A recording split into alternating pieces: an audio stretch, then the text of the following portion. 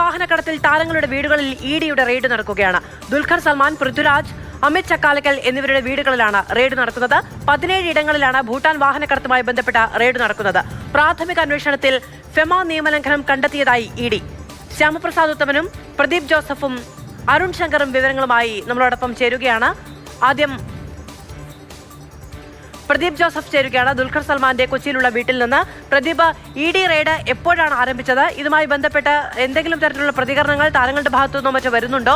ഈ ഫെമ നിയമലംഘനം പ്രാഥമികമായി കണ്ടെത്തിയെന്ന് ഇഡി വിശദീകരിക്കുന്നു. മറ്റെന്തെങ്കിലും കൂടുതൽ വിവരങ്ങൾ നൽകുന്നുണ്ടോ?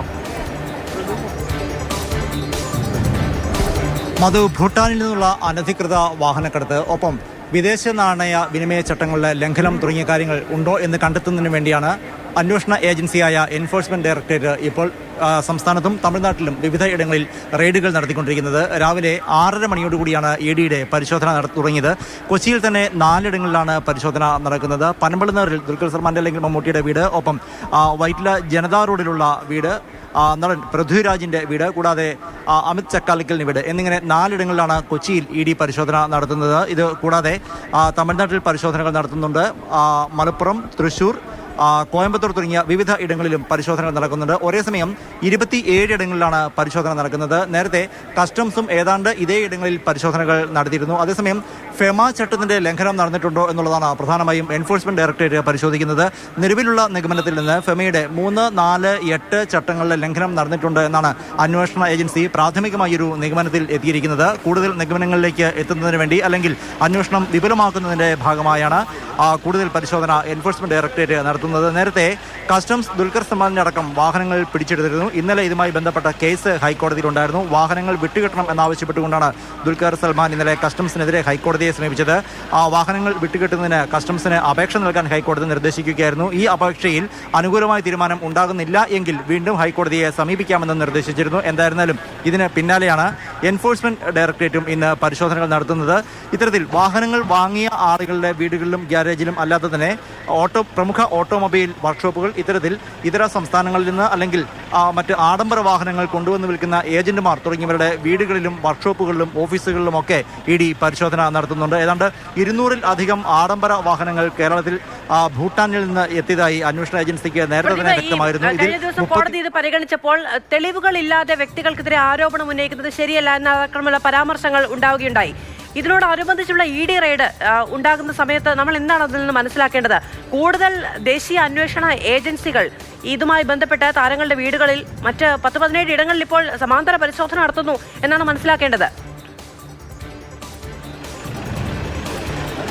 മധു, രാജ്യത്തെ സുപ്രധാനമായ വിവിധ ഏജൻസികൾ ഈ കേസ് പരസ്യമായും അല്ലെങ്കിൽ രഹസ്യ നിരീക്ഷണത്തിലൂടെയും ഒക്കെ അന്വേഷിക്കുന്നുണ്ട്. ഏതാണ്ട് 15ഓളം കുറ്റകൃത്യങ്ങൾ ഭൂട്ടാനിൽ നിന്നുള്ള വാഹനക്കടത്തുമായി ബന്ധപ്പെട്ട് നടന്നിട്ടുണ്ടെന്നാണ് അന്വേഷണ ഏജൻസികൾ പറയുന്നത്. അതായത് വ്യാജ രേഖ ചമയ്ക്കൽ, സാമ്പത്തിക ഇടപാടുമായി ബന്ധപ്പെട്ടവ, വിദേശ നാണയ വിനിമയ ചട്ടത്തിന്റെ ലംഘനം, അങ്ങനെ 15ഓളം കുറ്റകൃത്യങ്ങൾ ഈ വാഹനക്കടത്തുമായി ബന്ധപ്പെട്ട് നടന്നിട്ടുണ്ട് എന്നാണ് അന്വേഷണ ഏജൻസികൾ പറയുന്നത്. ദേശീയ അന്വേഷണ ഏജൻസി അടക്കം വിവരങ്ങൾ ശേഖരിച്ചിരുന്നു. നമുക്കറിയാം, കസ്റ്റംസ് കമ്മീഷണർ ആദ്യം കസ്റ്റംസ് പരിശോധന നടത്തിയതിനു ശേഷം കൊച്ചിയിൽ നടത്തിയ വാർത്താ സമ്മേളനത്തിൽ ചില സുപ്രധാന വെളിപ്പെടുത്തലുകൾ നടത്തുകയുണ്ടായി. അതായത് ഇത്തരത്തിൽ ഭൂട്ടാനിൽ നിന്ന് വാഹനങ്ങൾ വ്യാജരേഖകൾ ചമച്ച് അനധികൃതമായി കൊണ്ടുവന്നതിലൂടെ ദേശവിരുദ്ധ പ്രവർത്തനങ്ങൾക്ക് പോലും ഉപയോഗിക്കപ്പെട്ടിട്ടുണ്ടോ എന്ന് സംശയിക്കേണ്ടിയിരിക്കുന്നു. അത്തരമൊരു സാഹചര്യമാണ് ഉള്ളത്. മാത്രവുമല്ല, രാജ്യത്ത് വാഹനങ്ങളുടെ ഡേറ്റകൾ സൂക്ഷിക്കുന്ന പരിവാഹൻ സൈറ്റിൽ പോലും കടന്നു കയറി കൃത്രിമം കാണിച്ചിട്ടുണ്ട് എന്ന് കരുതേണ്ടിയിരിക്കുന്നു.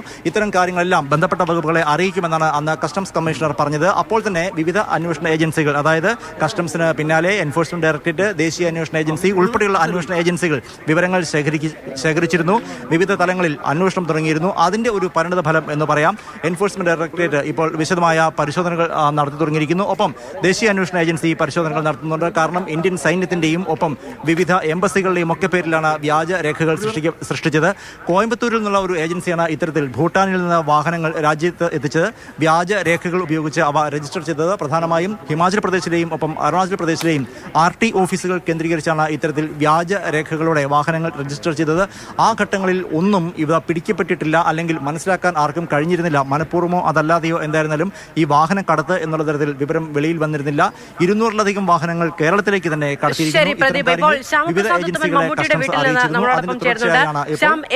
ഏത് സമയത്താണ് ഈ അന്വേഷണ സംഘങ്ങൾ മമ്മൂട്ടിയുടെ വീട്ടിലേക്ക് എത്തിയത്? എത്ര പേരടങ്ങുന്ന സംഘമാണ്? എത്ര നേരമായി പരിശോധന തുടരുന്നു?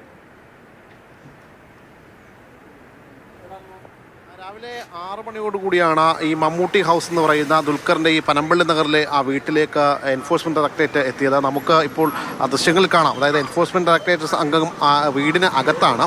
പുറത്ത് CISF ഉദ്യോഗസ്ഥരെ നമുക്ക് കാണാൻ കഴിയുന്നുണ്ട്.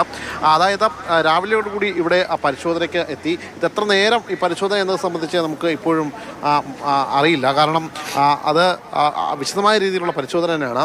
ഇതിലേറ്റവും പ്രധാനപ്പെട്ട ഒരു കാര്യമെന്ന് പറയുന്നത് ഒരേ സമയം 17 ഇടങ്ങളിലാണ് ഈ എൻഫോഴ്സ്മെൻറ്റ് ഡയറക്ടറേറ്റ് ഈ പരിശോധന നടത്തുന്നത് എന്നതാണ്. അതായത് ഈ കസ്റ്റംസ് ഈ വാഹനങ്ങൾ പിടിച്ചെടുത്ത ഇടങ്ങളിലും ഉൾപ്പെടെ, അതായത് കസ്റ്റംസ് പരിശോധന നടത്തിയ എല്ലാ സ്ഥലത്തും ഈ എൻഫോഴ്സ്മെൻറ്റ് ഡയറക്ടറേറ്റ് ഈ പരിശോധന നടത്തുന്നുണ്ട്. ഇതിൽ എൻഫോഴ്സ്മെൻറ്റ് ഡയറക്ടറേറ്റിനെ ഈ പരിശോധനയ്ക്ക് നിർബന്ധമാക്കിയത്, അതായത് ഫെമ നിയമലംഘനം ശ്രദ്ധയിൽപ്പെട്ടു എന്നത് തന്നെയാണ് അവർ വ്യക്തമാക്കുന്നത്. അതായത് സ്വകാര്യ സ്ഥാപനങ്ങളുണ്ട്, ചില വാഹന ഉടമകളുണ്ട്, ഓട്ടോ വർക്ക്ഷോപ്പുകളുണ്ട്. അങ്ങനെ 17 ഇടങ്ങളിലാണ് ഇപ്പോൾ ഈ പരിശോധനയുള്ളത്. ഈ പണമിടപാട്, വിദേശ നാണ്യ വിനിമയ നീക്കം എന്നിവ കണ്ടെത്തുകയാണ് പ്രധാന ലക്ഷ്യം. അതായത് കള്ളപ്പണ ഇടപാട് നടന്നിട്ടുണ്ടോ, വിദേശ നാണ്യ വിനിമയ നീക്കം നടന്നിട്ടുണ്ടോ, കൂടാതെ ഈ രാജ്യദ്രോഹ പ്രവർത്തനങ്ങൾ ഉൾപ്പെടെ ഇതിൻ്റെ ഭാഗമായിട്ടുണ്ടോ എന്നതും സംശയിക്കുന്നുണ്ട്. ഫെമയുടെ 3, 4, 8 വകുപ്പുകളുടെ പ്രഥമ ദൃഷ്ടിയാലുള്ള ലംഘനങ്ങൾ നിലവിൽ എൻഫോഴ്സ്മെൻറ്റ് ഡയറക്ടറേറ്റ് കസ്റ്റംസിൽ നിന്നെടുത്ത രേഖകളുടെ അടിസ്ഥാനത്തിൽ കണ്ടെത്തി. ഇതിൻ്റെ കൂടി പശ്ചാത്തലത്തിലാണ് എൻഫോഴ്സ്മെൻറ്റ് ഡയറക്ടറേറ്റ് ഇപ്പോൾ ഈ റെയ്ഡ് നടക്കുന്നത്. അതായത് ഈ അനധികൃത വിദേശ നാണ്യ ഇടപാടുകളും ഹവാല വഴിയുള്ള അതിർത്തി കടന്നുള്ള പണമടയ്ക്കലുകളും ഇതിൽ ഉൾപ്പെട്ടിട്ടുണ്ട് എന്നാണ് എൻഫോഴ്സ്മെൻറ്റ് ഡയറക്ടറേറ്റ് പ്രാഥമികമായിട്ട് മനസ്സിലാക്കുന്നത്. അതിൻ്റെ കൂടി പശ്ചാത്തലത്തിലാണ് ഇപ്പോഴുള്ള ഈ റെയ്ഡ്. ഈ കോയമ്പത്തൂർ ആസ്ഥാനമായുള്ള ഒരു ശൃംഖല, അതായത് മമ്മൂട്ടി ഹൗസിന് മുന്നിൽ നിന്നാണ് ഇപ്പോൾ ശ്യാമപ്രസാദ് ഉത്തമൻ വിവരങ്ങൾ നൽകിക്കൊണ്ടിരിക്കുന്നത്.